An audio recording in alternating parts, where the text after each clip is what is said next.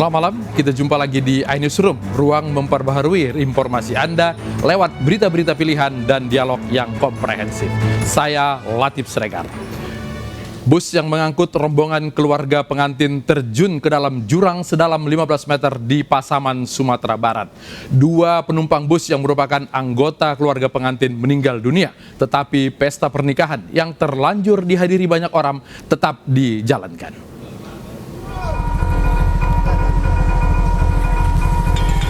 Sebuah bus terjun ke sawah sedalam 15 meter di Desa Mudia, Kabupaten Pasaman, Sumatera Barat. Bus ini membawa 41 warga yang notabene adalah keluarga dekat. Rombongan menyewa bus dari Kabupaten Pasaman Barat menuju Lubuk Sikaping untuk menghadiri pesta pernikahan keluarga.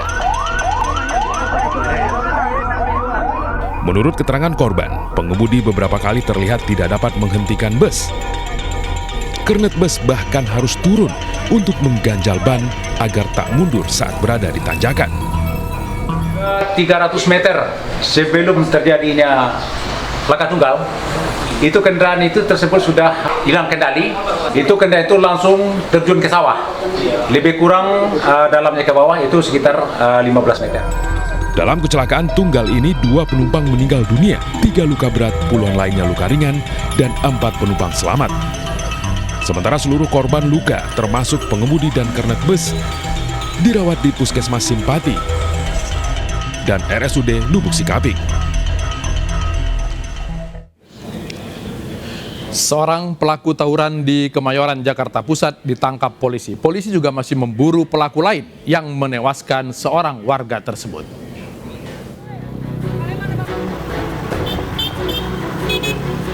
Anggota polisi dari Reserse Kriminal Polres Jakarta Pusat mengamankan 1 terduga pelaku tawuran saat berada di kawasan Sunter, Jakarta Utara. Dari keterangan terduga pelaku, polisi kemudian mendatangi sejumlah lokasi di Sunter dan Kemayoran guna mencari pelaku tawuran lainnya. Namun saat berada di salah satu tempat yang diduga kantor salah seorang pelaku tawuran, polisi tak menemukan seorang pun. Polisi hanya bertemu pemilik toko yang disewa pelaku tawuran. Jadi kronologisnya, yang tawuran ini dilerai sama satpam, sama Hansip. Nah, karena Hansip ini mau dikeroyok, adalah warga yang inisiatif mau melerai, mau menolong Pak Hansip ini. Ternyata bukan Pak Hansip yang diberi, namun anak ini yang diberi, dibacok. Polisi kemudian membawa tersangka tawuran ke Mapolres Jakarta Pusat. Seperti diketahui, aksi tawuran antar 2 kelompok remaja di Jalan Utan Panjang 3 Kemayoran, Jakarta Pusat, Rabu kemarin, menyebabkan seorang penjual pecel ayam tewas terkena bacokan saat melerai tawuran. Pria yang diduga melakukan pelecehan seksual terhadap bocah di dalam rumah ibadah di Pangkal Pinang, Bangka Belitung ditangkap. Polisi membutuhkan waktu 3 hari untuk mengidentifikasi dan menangkap pelaku.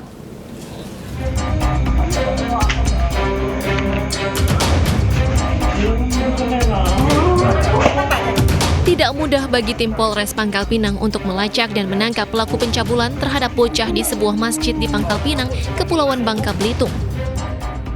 Kendala utamanya karena warga tidak mengenali pelaku yang perbuatan tercelanya terekam kamera pengawas Masjid Baitul Makmur. Namun polisi akhirnya bisa menangkap pelaku ketika bersembunyi di rumah kerabatnya. Kamera pengawas merekam aksi seorang pria melecehkan bocah perempuan yang sedang menjalankan sholat berjamaah di sebuah masjid di Kota Pangkal Pinang, Kepulauan Bangka Belitung. Tidak hanya sekali, pria ini melecehkan bocah berulang kali. Menurut polisi, sang bocah datang bersama ayah dan ibunya untuk melaksanakan sholat berjamaah di masjid. Namun korban terlepas dari pengawasan orang tua karena keduanya sedang sholat berjamaah. Sang ibu yang terdekat dengan korban berada di saf depan. Apa motif dari pelaku? Kita segera berbincang dengan Kapolres Pangkal Pinang, AKBP Tris Lesmana Jeviansa. Pak Tris, selamat sore. Selamat sore, Bang Latif Sregar. Salam sehat dan salam presisi. Salam sehat. Ya, oke, Pak Tris, dibutuhkan waktu 3 hari untuk mengidentifikasi sampai menangkap. Ada kendala atau lancar-lancar saja? Baik, terima kasih Bang Latif. Jadi kami jelaskan sedikit bahwa sebetulnya kami dari kepolisian baru mendapatkan informasi tentang kejadian atau tindak pidana tersebut adalah di hari Selasa, tanggal 18 Mei sekira pukul 9 pagi. Kemudian kita melaksanakan pengumpulan bahan keterangan, kemudian menunjukkan juga unit intel maupun tim dari Reskrim, sehingga kita baru siang harinya menjelang sore menemukan identitas korban dan dapat berkomunikasi dengan orang tua. Ya. Jadi pada malam hari Selasa, itulah baru orang tuanya melaporkan kepada kita, yaitu sekitar pukul 19.10 waktu Indonesia Barat. Jadi baru di hari Selasa kita mendapatkan informasi kejadian ini. Kemudian kita telah melaksanakan pemeriksaan dan penelitian lebih lanjut, ditambah dengan adanya pemeriksaan terhadap korban maupun dengan orang tua korban yang sudah dapat kita periksa pada malam itu, sehingga besok harinya di hari Rabu tanggal 19 Mei 2021 kita melaksanakan penelitian lebih lanjut terhadap CCTV yang ada di TKP. Jadi memang awalnya ada kesulitan, namun setelah kita melaksanakan penelitian kembali di CCTV ditambah dengan tambahan informasi dari korban dan dari orang tua korban, alhamdulillah akhirnya kita bisa mengidentifikasi pelaku atau tersangka. Oke. Apa motif dari pelaku ini?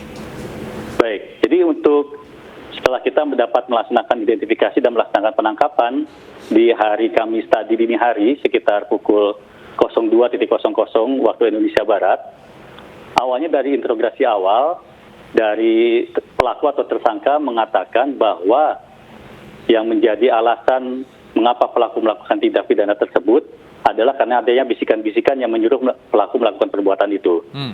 Namun setelah kita melaksanakan pemeriksaan dengan menggunakan Polwan dari unit PPA, melaksanakan kegiatan pemeriksaan lebih intensif dan menggunakan yang mungkin lebih humanis, akhirnya pelaku mau terbuka dan menyampaikan bahwa sebetulnya memang pelaku atau tersangka ini memiliki kebiasaan yang negatif, memiliki kebiasaan yang buruk untuk menyaksikan video porno. Oke. Ya. Pak Tris, kalau tadi menurut Pak Tris bahwa sebelumnya pelaku sempat mengecoh petugas dengan mengaku mendapat bisikan gaib. Apakah kasus kejadian seperti ini sudah sering dilakukan oleh pelaku ini? Nah, jadi betul. Jadi untuk dari hasil kita pemeriksaan secara intensif itu, maka kita dapat peroleh informasi bahwa sebetulnya karena kebiasaannya tadi saya sampaikan, jadi motifnya karena memang sudah terbiasa menggunakan telepon genggam untuk menonton film-film porno. Okay. Jadi setelah kita dapat melaksanakan penangkapan, kemudian kita melaksanakan penelitian lebih lanjut tentang identitas dari tersangka ini, ternyata di data kepolisian yang bersangkutan ini pernah melakukan dugaan atau percobaan tindakan yang sama sekitar 5 tahun yang lalu, yaitu sekitar tahun 2016. Ya. Di saat tersangka masih duduk di kelas 5 SD pada saat itu. Oke, tersangkanya 5 tahun lalu masih kelas 5 SD, berarti sekarang masih di bawah 19 tahun, masih di bawah 20 tahun? Betul, jadi untuk saat ini tersangka dapat kami sampaikan berinisial IZ, usianya masih 16 tahun, masih duduk di kelas 1 SMK, salah satu SMK di Kota Pangkal Pinang. Pelakunya masih tergolong anak-anak, 16 tahun, korbannya juga anak-anak. Bagaimana kemudian polisi mengatasi kasus ini supaya tidak menimbulkan trauma baik bagi pelaku maupun bagi korban? Baik, jadi untuk dari kami kepolisian, tentunya kita akan melaksanakan tahapan penyidikan sesuai dengan prosedur hukum yang berlaku. Sesuai dengan persangkaan, kita akan tetap menerapkan Undang-Undang Perlindungan Anak, yaitu Undang-Undang Nomor 17 Tahun 2016. Tepatnya adalah di pasal 82 ayat 1. Memang ini ancaman pidananya minimal 5 tahun dan maksimal 15 tahun, maupun denda maksimal 5 miliar. Karena kebetulan undang-undang ini termasuk salah satu undang-undang yang sudah mengakomodir ancaman pidana minimal khusus, jadi ada batasan minimalnya. Namun kita tentunya karena korbannya juga di bawah umur, kemudian juga tersangkanya atau pelakunya juga di bawah umur, jadi kita pasti akan sesuaikan dengan sistem peradilan pidana anak yang berlaku. Kita sebagai penyidik diberikan kesempatan 7 sampai dengan 14 hari untuk melaksanakan pemeriksaan dan penyidikan secara maksimal sampai dengan kita limpahkan kepada kejaksaan. Oke, baik. Kapolres Pangkal Pinang, AKBP Tris Lesmana Zeviansah. Terima kasih sudah bergabung di iNewsroom. Selamat malam. Tragedi kemanusiaan yang menimpa bangsa Palestina menjedot perhatian rakyat Indonesia. Kami segera kembali.